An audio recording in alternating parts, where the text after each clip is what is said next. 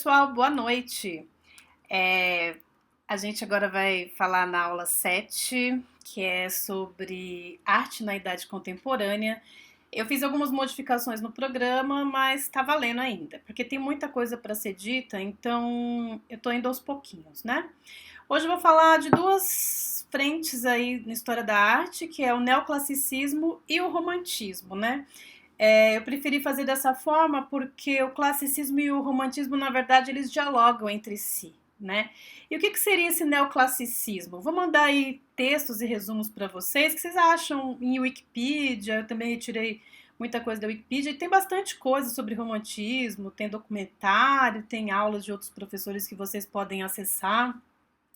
O importante é vocês gravarem algumas coisas que eu considero importante no campo das artes plásticas, né? Principalmente no campo da pintura, que vão acontecer aí algumas mudanças, né? Então, o que é o neoclassicismo? É um novo classicismo, né? Lembrando que neo é o prefixo de algo novo, né? Então, ele vai representar um movimento artístico aí que ele vai envolver literatura, pintura, escultura e arquitetura, a música também, né? Música clássica, né? Ele vai surgir aí na Europa no século XVIII e ele vai se espalhar pelo mundo, né? E vai permanecer aí até o século XIX.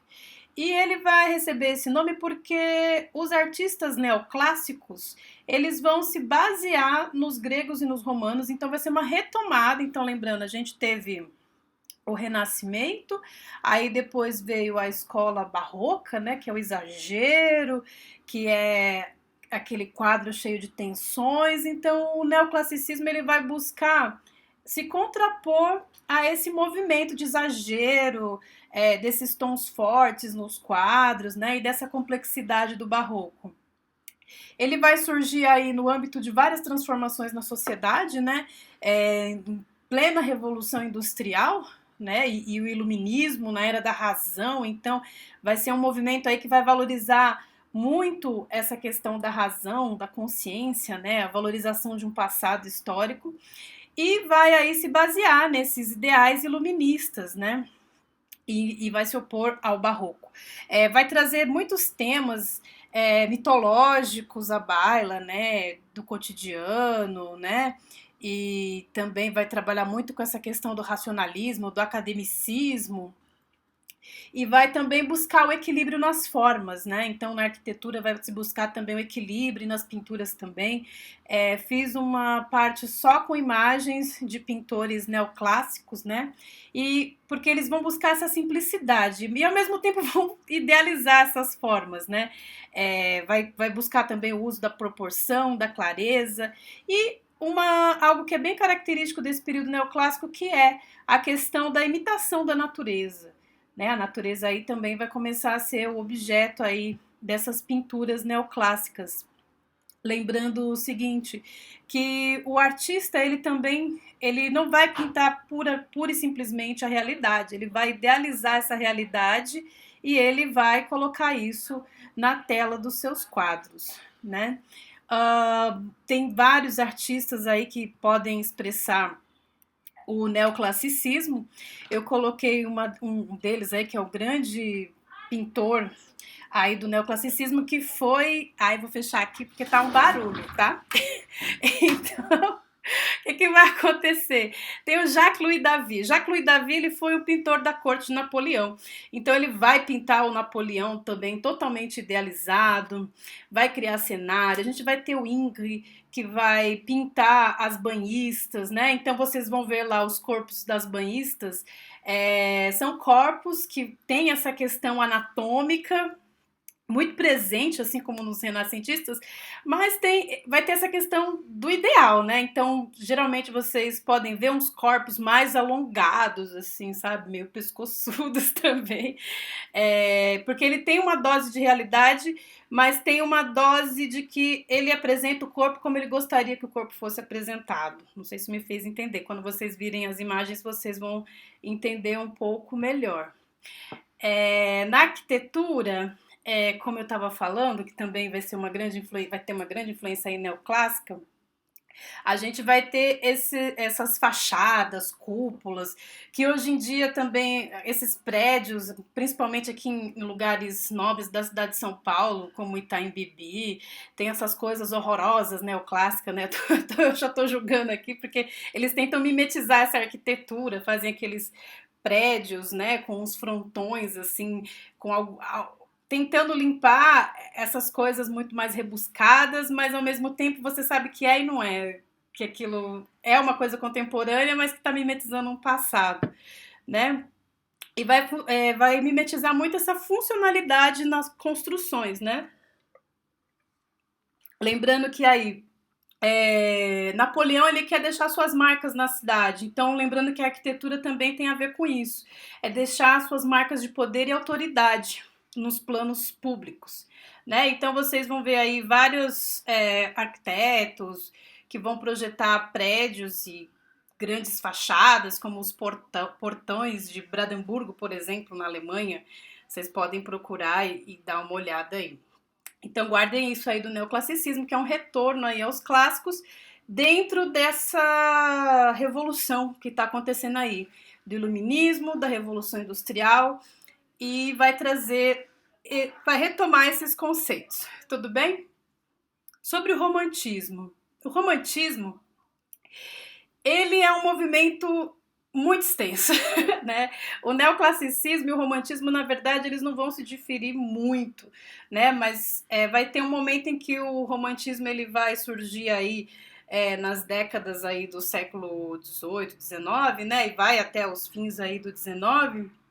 E ele vai buscar uma visão de mundo mais contrária a esse racionalismo iluminista, né? O romantismo ele vai se consolidar aí enquanto uma expressão do indivíduo, né? Desse espírito romântico, de colocar ali na tela a sua subjetividade, vai ser esse escapismo da razão, né? Vai ser a emoção, o eu. Então, geralmente esses quadros românticos eles vão despertar na gente sentimentos de sonho, fantasia, vai valorizar essas forças criativas, né, dos indivíduos, né, em oposição a essa arte equilibrada que o neoclássico propunha, né? Então vai ficar muito mais evidente, né? Por exemplo, expressões de fé, sonho, paixão, intuição, saudade, sentimento e principalmente a força dessas ditas lendas nacionais. Então vocês pegam lá um quadro do Delacroix, que é um pintor muito imitado, então assim a liberdade guiando o povo, né? Vocês podem observar aí todo o sentimento romântico que aparece nesse quadro, né? E uma coisa que é muito interessante a gente observar que o povo aparece nessas representações. Na próxima aula eu vou falar do romantismo também no Brasil e falar um pouco dessas influências neoclássicas e românticas na arte brasileira. O povo vai estar aparecendo ali. Então, se até então eram os grandes burgueses, os monarcas que apareciam representados nas obras, dessa vez vai aparecer o povo, né? E o artista ele vai querer registrar os acontecimentos políticos que estão rolando ali naquele período, né? Então vocês podem observar aí em quadros também, como os do Francisco Goya, que ele vai, inclusive, fazer quadros muito dramáticos, né? Essa questão aí de colocar a emoção e fazer com que a gente tenha esse sentimento aí de forma mais acirrada e que a gente sinta ele. Bom, o romantismo ele vai se dar em várias esferas. Então a gente vai ter o romantismo na literatura, a gente vai ter na música, né? Então vocês podem pesquisar e observar que não vai ser só em um campo que vai se dar o romantismo. Ele vai ser uma expressão, por exemplo, de compositores como Chopin, Tchaikovsky, Beethoven, né? Então vocês podem dar uma pesquisada também nesses carinhas aí que vão colocar toda essa emoção aí dentro de suas músicas, né? Então lembrando que alguns compositores também, como Verdi e Wagner, né? Lembrando que recentemente o nosso ex falecido aí secretário de Cultura usou uma ópera de Wagner em uma das suas transmissões oficiais, né? Lembrando que essas obras, né, clássicas, né, e o romantismo também ele não deixa de ser clássico, elas também vão ser utilizadas de outra forma no mundo contemporâneo, né? Então, por exemplo, Hitler mesmo se apropria de elementos do mundo clássico para justificar o seu governo, sua forma autoritária, né, se colocar como um deus. Então, lembrando que as obras do romantismo elas também trazem um pouco disso, né, um endeusamento das pessoas que aparecem aí em seus quadros. É importante que vocês percebam isso, né, dentro das artes plásticas, né? Assim, tem uma gama de coisas para vocês pesquisarem. Na literatura, por exemplo, a gente tem o Goethe, a gente vai ter Ixi, eu tô aqui tentando lembrar os nomes, né?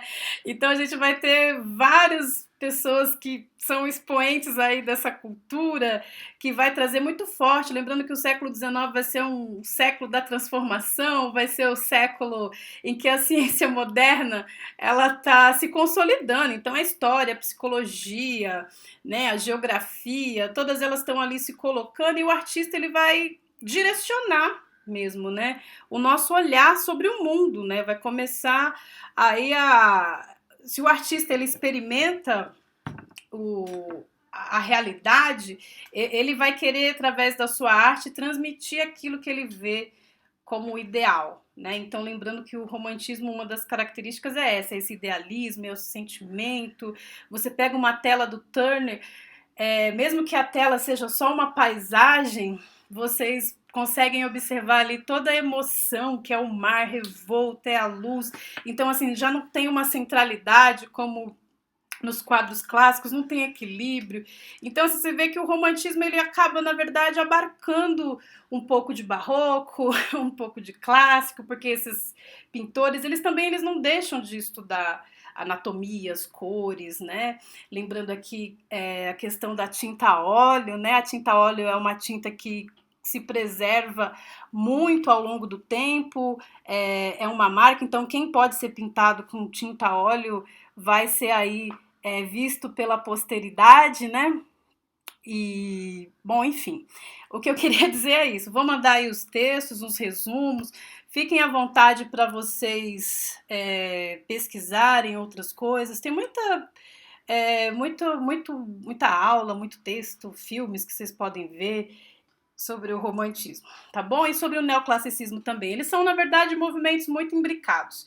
Lembrando que nesse período aí a gente vai ter uma mudança social muito grande, como eu falei. Revolução Industrial, Iluminismo, né?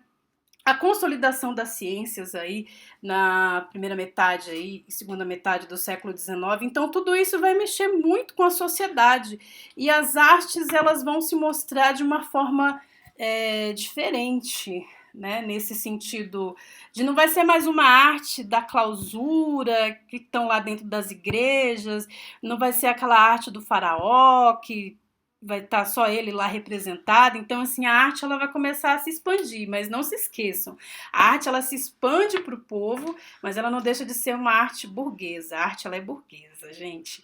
Eles vão ter ainda seus financiadores, né, os seus mecenas, mas aí o artista, como eu falei para vocês, ele já vai começar a imprimir aí toda a sua subjetividade e deixar a sua marca dentro da sua obra. Tá bom, pessoal? Era isso que eu queria dizer. Desculpe as falhas, o barulho aqui. Tá uma correria. Espero que vocês estejam bem. Estudem na medida do possível. E lembrando que na próxima semana não, na outra ainda, acho que é dia 2, vou marcar uma aula aí especial com vocês. Eu vou falar com mais calma, porque daí eu vou ter uma hora e pouquinho, para discutir sobre os monumentos, né? Então já fica a propaganda aqui para nossa live, vai ser uma live. Convidem aí quem vocês quiserem, papai, mamãe, tia, o cachorro, quem tiver aí para discutir essa questão dos monumentos frente a essas ondas de protestos O que a gente faz com esses monumentos dessa galera racista, que inclusive está sendo representada aqui no 19, né? Lembrando que no 19 a gente tem aí as teorias eugenistas, darwinistas, a gente tem o neocolonialismo na África, e são justamente esses caras aí, né? Leopoldo II, o rei do Congo, que vai ficar aí para a posteridade nesses bustos, monumentos, esses quadros de Pedro Américos da vida, essa pintura histórica, né? Lembrando que a história está surgindo aí, então vão surgir muitos quadros por encomenda.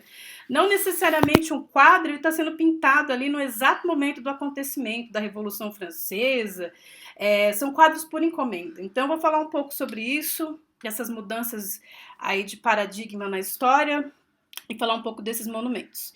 Acho que eu falei demais, falei devagar. Se eu atropelei, se eu me confundi, podem me mandar mensagem, podem se contrapor também à professora. Um beijo para vocês. Até a próxima.